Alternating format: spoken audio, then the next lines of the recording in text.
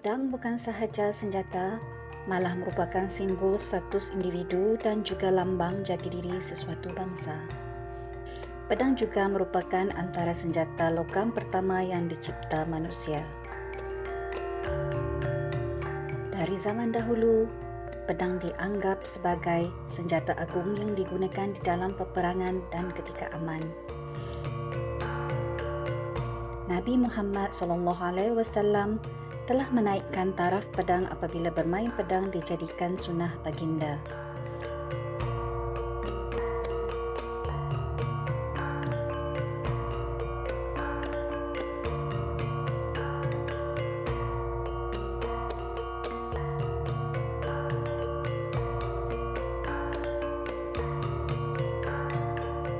Di alam Melayu, pedang sudah sememangnya dianggap senjata yang tinggi darjatnya. Pedang sering dikaitkan dengan kisah-kisah raja dan dewa. Menurut Kamus Dewan, pedang ialah senjata yang panjang bilahnya. Jadi di sini takrifan pedang itu ialah satu senjata yang mempunyai bilah yang panjang. Dan bilah, kalau kita tengok di sini, bilah ialah bahagian logam ataupun setelah orang panggil mata, tapi sebenarnya takrifan yang lebih tepat ialah bilah. Jadi pedang merupakan senjata yang mempunyai bilah yang panjang. Itu takrifan dalam Kamus Dewan. Kemudian selain daripada itu, satu lagi keyword yang penting yang kita kena perhatikan di sini ialah senjata. Bila disebut senjata, maknanya pedang ini ialah satu alat yang khusus dicipta untuk mempertahankan diri. Dia bukan alat multifungsi ataupun pelbagai guna yang mana kita boleh bawa pergi menebas dekat ladang, kita boleh bawa pergi tebang kayu dan kita boleh guna sebagai senjata. Jadi pedang bukan itu. Pedang kegunaan dia hanya satu, iaitu untuk mempertahankan diri sebagai satu senjata. Itu mentakrifkan pedang sebenarnya. Pada zaman dahulu, pedang penggunaannya sebenarnya amat terhad. Tidak semua orang dibenarkan atau memerlukan untuk menggunakan pedang. Dengan sebab itu juga pedang ni tak ramai ataupun tak banyak berbanding dengan senjata-senjata lain. Walaupun keris pada satu masa dulu memang dihadkan penggunaannya kepada golongan-golongan tertentu, golongan pembesar, golongan istana. Tetapi pada abad ke-18, abad ke-19 penggunaan keris telah meluas. Jadi pada masa tu dikatakan orang Melayu kalau tidak berkeris itu ibarat tidak berbaju ataupun bertelanjang. Orang Melayu lelaki balik wajib atau harus ada keris pada waktu itu. Tapi pedang tidak begitu. Pedang tetapnya kekal sebagai status senjata elit sehinggalah sekitar tahun 1940-an, Perang Dunia Kedua, sehingga ke 1970-an, yang mana kebanyakan orang Melayu menempah atau menyimpan pedang akibat peristiwa-peristiwa pada ketika itulah.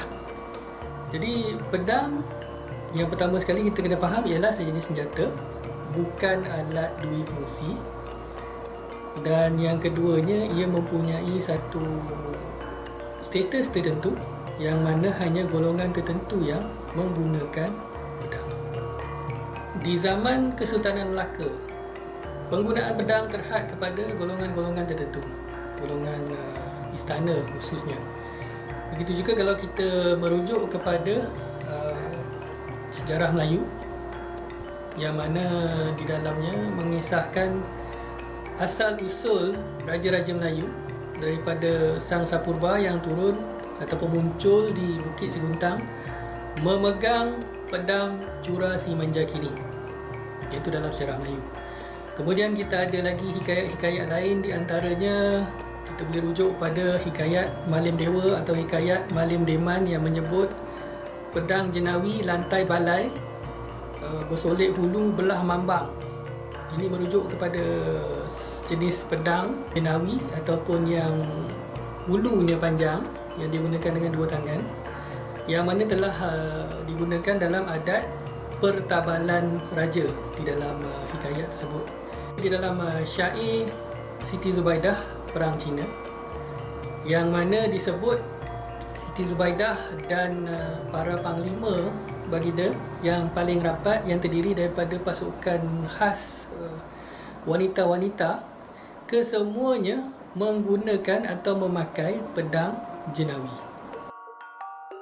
Sebilah pedang perlulah mempunyai bilah, hulu dan sarung. Ukuran bilah pedang adalah mengikut ukuran fizikal pemakainya.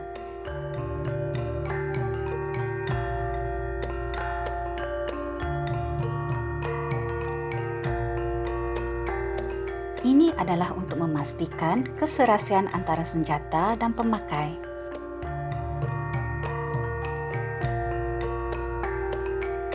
Petua-petua seperti ukuran jengkal, lilitan kepala dan lilitan pinggang, panjang lengan dan ketinggian sering digunakan untuk menentukan ukuran yang sesuai bagi senjata seseorang.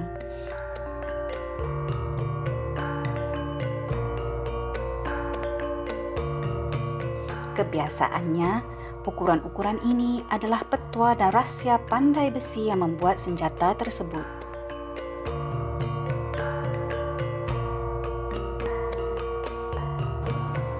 Dalam Tamadun Melayu, senjata mempunyai ukuran-ukuran tertentu yang dikhususkan kepada pemakainya. Kita gunakan istilah pemakai, ya, kerana itu ialah pakaian orang tersebut. Seperti mana baju kita, tanjak dan sebagainya, semuanya mempunyai ukuran yang bersesuaian dengan orang yang memakai. Begitu juga dengan senjata, dan dalam konteks kita, pedang. Jadi kalau dalam istilah moden kita panggil ergonomik. Orang Melayu dulu beratus tahun dulu, ribuan tahun dulu dah tahu pasal ergonomik. Okay. Berapa panjang bilah, berapa tebal bilah, lebar bilah, hulu dia panjang mana, setebal mana hulu ni. Semuanya mempunyai ukuran. Bukan dibuat berdasarkan anggaran. Tidak. Jadi di dalam pengukuran senjata-senjata Melayu ni ada beberapa kategori, iaitu kita ada senjata segenggam. Segenggam termasuklah jenis-jenis kerambit, jambiah, badik, tumbuk lada dan senjata-senjata pendek yang lain, yang mana digenggam dengan kemas. Seterusnya kita ada ukuran yang dipanggil setangan. Setangan ni maksudnya, kalau tadi segenggam, setangan ni ialah sepanjang tangan pemakai. Jadi senjata-senjata yang termasuk dalam kumpulan setangan ni termasuklah jenis-jenis parang, golok, tepi dan juga keris. Keris yang mana ditarifkan sebagai keris tempur ataupun keris pakaian seseorang itu, panjangnya ialah setangan. Jadi kalau misal kata yang ini, okay, bilah ini, kita tengok sebenarnya ukuran dia ialah sebegitu. Selengan pula ialah daripada hujung bahu sampai ke hujung jari. Jadi selengan. Senjata-senjata yang termasuk dalam ukuran selengan ialah pedang. Okay, dan begitu juga dengan kategori-kategori parang panjang saya kata. Begitu juga dengan simbat atau tongkat selengan. Selepas pada selengan kita ada setubuh. Setubuh ni maknanya satu badan, ataupun kalau kita boleh juga mengatakan sebagai sedepa, sebab kita punya depa ni bersamaan dengan ketinggian kita. Jadi senjata-senjata yang termasuk dalam kumpulan sedepa ialah seperti tombak. Batang tombak tu ialah sedepa atau setubuh. Begitu juga dengan jenis-jenis parang panjang yang tertentu. Dan kalau kita merujuk pada jenawi, ada juga jenawi yang dipanggil jenawi medan. Jenawi medan ni maksudnya medan perang. Jenawi medan perang ni ataupun ringkas ni, jenawi medan adalah tergolong dalam senjata anti-infanteri. Kemudian selepas daripada setubuh, kita ada selontar. Senjata selontar ini terdiri daripada senjata-senjata yang mana dibaling, direjam, seperti lembing, ataupun boleh juga dikatakan sumpit. Itu juga dengan panah, juga selontar. Dan sehinggalah pada masa dulu, pada masa zaman Melaka dulu pun, senjata api seperti istinggar, trakul, lela, rentaka, pemuras, meriam, semua tu ialah senjata-senjata selontar. Di dalam kategori-kategori senjata Melayu ni, itu adalah pembahagian-pembahagian dia. Pedang termasuk di dalam kategori selengan. Selengan maknanya ukuran daripada bahu ke hujung jari. Jadi kalau untuk sebilah pedang Melayu yang dibuat untuk orang Melayu, ukurannya adalah di antara 23, 24 sehingga 27, 29 inci. Jadi itu adalah saiz purata bagi orang Melayu.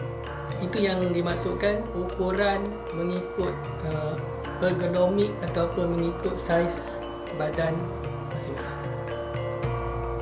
Selain daripada panjang bilah iaitu 23 inci ke atas, bentuk bilah juga mentakrifkan sebilah pedang.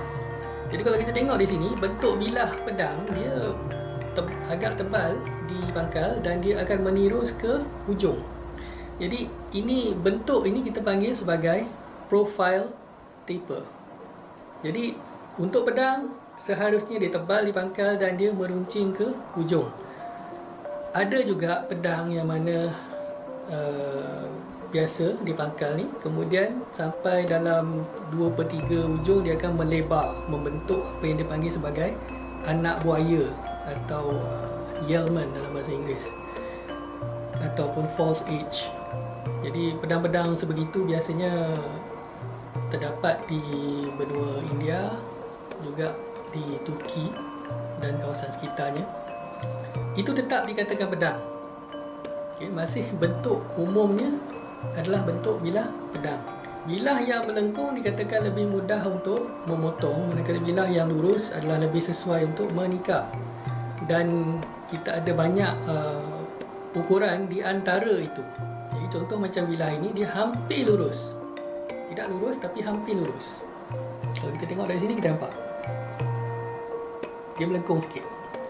Jadi pedang yang ada sedikit lengkungan ini, dia sebenarnya dibuat untuk kedua-dua tugasan, memotong dan juga untuk menikam. Satu lagi ciri pedang ialah bilahnya adalah nipis. Agak nipis berbanding dengan senjata lain seperti contohnya parang. Sebilah pedang yang baik biasanya dia akan mempunyai apa yang dipanggil sebagai distal taper. Kalau tadi kita sebut profile taper daripada tepi.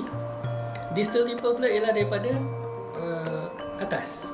Jadi maknanya daripada pangkal ni dia tebal di sini, kemudian dia semakin menipis hingga ke hujung. Jadi distal taper ni penting untuk mengagihkan berat pedang ke hulu. Makna kata bilah pedang tu akan jadi lebih ringan dan lebih mudah untuk dikendalikan. Itu lagi persoalan yang mungkin timbul ialah sekiranya bilah pedang itu nipis, maka mudahlah ia patah. Di sini satu perkara yang kita kena faham mengenai pedang ialah kita bila bermain pedang ni, kita tidak menangkis serangan musuh ataupun senjata musuh dengan mata pedang kita. Mata ialah bahagian yang tajam. Kebiasaannya tangkisan akan dibuat dengan bahagian tepi atau belakang pedang ataupun bahagian pangkal. Kalau pada jenawi sukma ni kita ada bahagian yang dipanggil gandik. Jadi ini bahagian yang boleh digunakan untuk menangkis. Pedang merupakan senjata universal yang terdapat di seluruh dunia, hampir seluruh dunia, di mana tamadun-tamadun yang mempunyai akses kepada besi, logam, biasanya tamadun tersebut akan mempunyai pedang.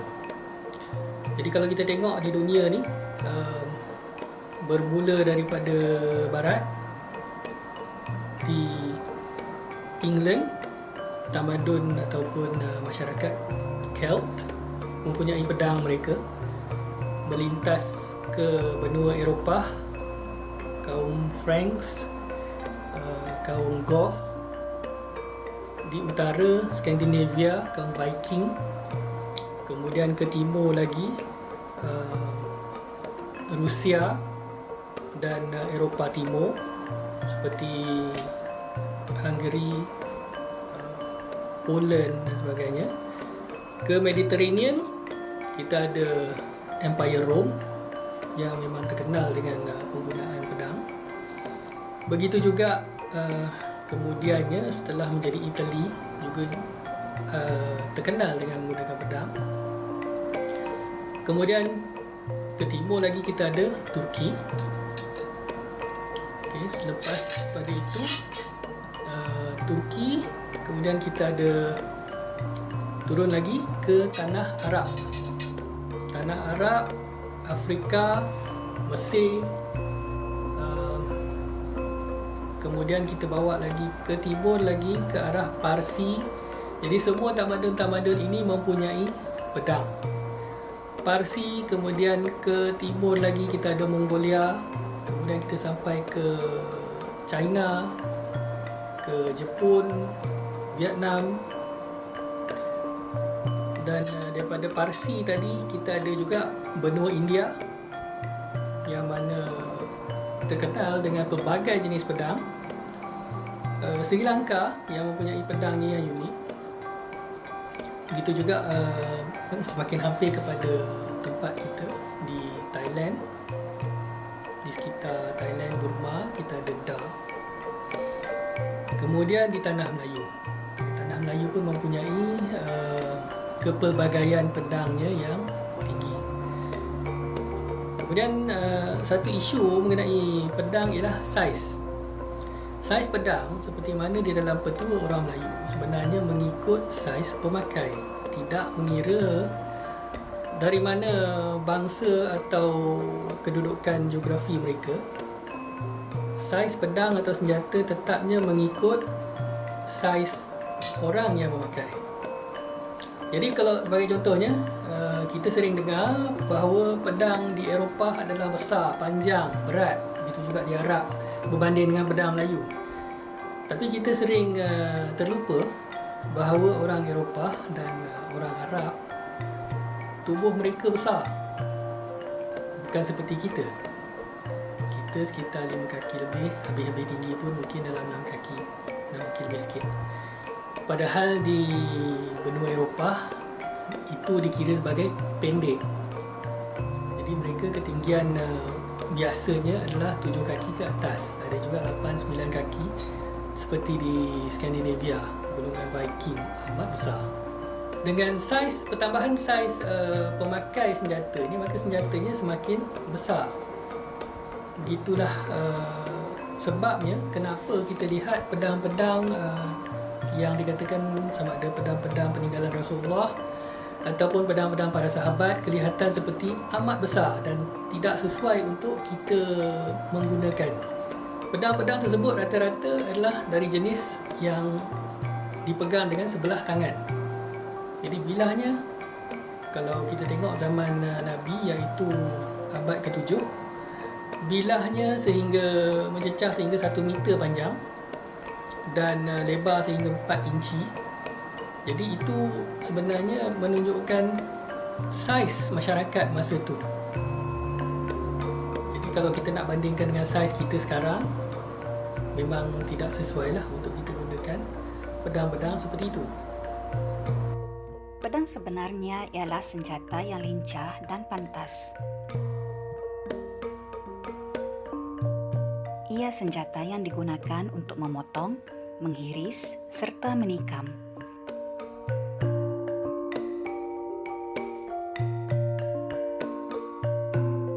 Sasaran utama pedang biasanya adalah pada sendi, otot dan urat lawan. Untuk itu, mata pedang iaitu bahagian bilah yang tajam haruslah dijaga dengan baik. Satu lagi syarat yang penting untuk sarifkan sebilah pedang ialah kehadiran sarung. Senjata panjang yang walaupun bilahnya menyerupai pedang, sekiranya ia tidak mempunyai sarung, tidak boleh diklasifikasikan sebagai pedang. Sarung di sini dimaksudkan sarung yang asal.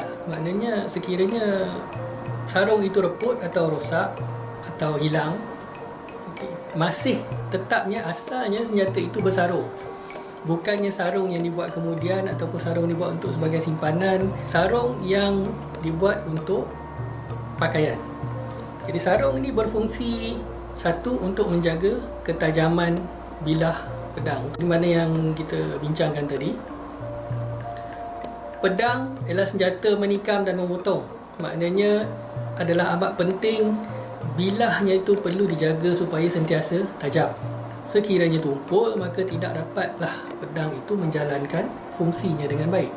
Satu lagi, sarung ni juga dia bukan sekadar melindungi bilah pedang, ia juga melindungi pemakai pedang. Bilah itu tajam.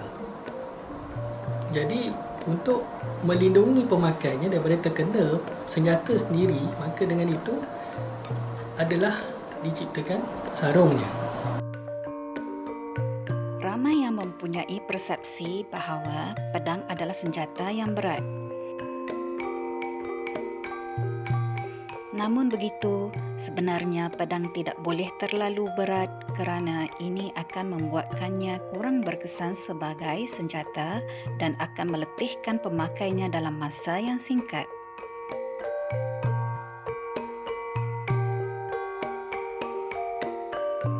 Berat sebilah pedang biasanya adalah di antara 700 gram sehingga 1500 gram.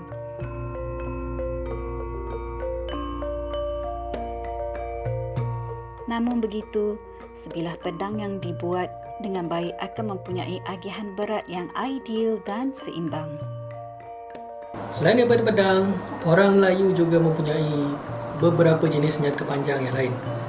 Dan di antara senjata-senjata panjang ini yang paling kerap dibandingkan dengan pedang atau dikelirukan dengan pedang ialah parang. Jadi di sini saya akan cuba jelaskan sedikit beberapa ciri yang membezakan parang dan pedang. Pertama sekali kita kena melihat dari segi fungsi. Seperti yang saya jelaskan pada awal tadi, pedang ialah senjata. Parang pula dicipta sebagai satu alat seberguna. Maknanya dia boleh dibawa untuk berladang, bertani, untuk menebang, menebas dan juga untuk berperang, untuk mempertahankan diri. Jadi parang ni dia banyak fungsi. Memang ada parang yang telah terevolusi untuk menjalankan satu fungsi tertentu sebagai senjata ataupun sebagai alat. Tapi kebanyakannya secara umumnya parang boleh digunakan di dalam kedua-dua keadaan. Dari segi rupa bentuknya pula, parang kebiasaannya mempunyai bilah yang tirus di pangkal dan melebar ke hujung. Pedang tadi dia agak lebar di pangkal dan menurus ke hujung. Parang terbalik. Jadi dengan keadaan macam ni, parang beratnya tertumpu ke hujung. Jadi maknanya parang lebih sesuai untuk menetap. Padahal pedang tadi lebih kepada memotong dan menghiris. Lagi ciri yang membezakan parang dengan pedang ialah parang tidak mempunyai sarung. Pedang mempunyai sarung. Parang sememangnya tidak ada sarung. Jadi maknanya kita ada beberapa syarat tadi. Satu, bentuk bilah, kemudian kita ada fungsi dan kita ada sarung. Bilah parang ditempa lebar hingga ke hujung dan lebih tebal berbanding dengan pedang. Oleh itu, parang juga digunakan dengan cara berbeza. Pedang digunakan untuk memotong, menghiris dan menikam, tetapi parang lebih kepada menetap dan melibas. Bilah parang yang lebih tebal juga membolehkannya menangkis serangan senjata musuh. Di dalam ilmu persenjataan Melayu, terdapat satu senjata yang digelar sebagai parang panjang. Walaupun namanya parang panjang, tapi bentuknya sebenarnya adalah lebih mirip kepada pedang. Cuma kalau kita lihat di sini, bilahnya adalah lebih pendek jika dibandingkan dengan pedang. Yang ini sekitar 21 inci. Jadi senjata-senjata seperti inilah yang saya maklumkan tadi agak meluas penggunaannya di sekitar tahun 40-an ke tahun 70-an. Pun begitu, kita boleh melihat kepada sejarah untuk membantu memahami keadaan ini. Dalam hikayat-hikayat yang masih terdapat pada kita, yang kita masih maklum, pedang adalah senjata khusus untuk keluarga diraja, kerabat diraja. Dalam erti kata lain, pedang merupakan senjata istana. Dan seperti mana kebanyakan perkara yang berkaitan dengan istana, terdapat pantang larangnya yang tertentu. Sebagai contoh, kita ada bahasa istana. Sekiranya raja hendak makan, maka dikatakan raja hendak bersantap. Sekiranya raja hendak membersihkan diri, nak mandi, dikatakan raja bersiram. Begitu juga apabila raja hendak berehat, nak tidur, dikatakan raja beradu. Jadi terdapat bahasa-bahasa tertentu yang digunakan apabila berkait dengan raja. Begitu juga dengan pedang. Nama pedang itu sendiri digunakan khas untuk istana. Dan untuk golongan kebanyakan atau rakyat biasa, rakyat jelata, istilah pedang itu telah digantikan dengan parang panjang. Salah satu bukti penggunaan pedang di dalam istana khusus kepada raja ialah seperti mana tercatat di dalam jurnal oleh Wilkinson ketika beliau sedang mengkaji adab pepatih di Negeri Sembilan abad ke-19. Beliau telah mencatatkan bahawa pedang pemancung daripada raja. Jadi di sini jelas menunjukkan bahawa pedang itu adalah hak raja. Bangsa Melayu hidup penuh dengan adat dan adab yang bersendikan agama Islam.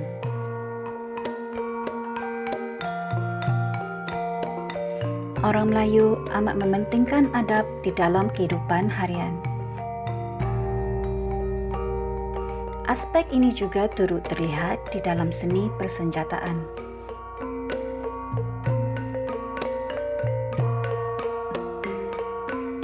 Pedang merupakan salah satu warisan persenjataan dan pakaian Melayu yang semakin dilupakan.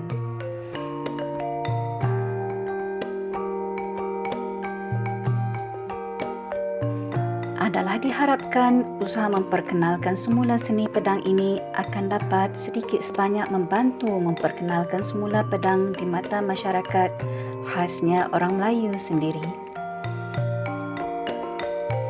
Sehingga bertemu lagi di siaran yang akan datang, saya Radini Lamsari bagi pihak kru penerbitan mengucapkan ribuan terima kasih dan salam sejahtera.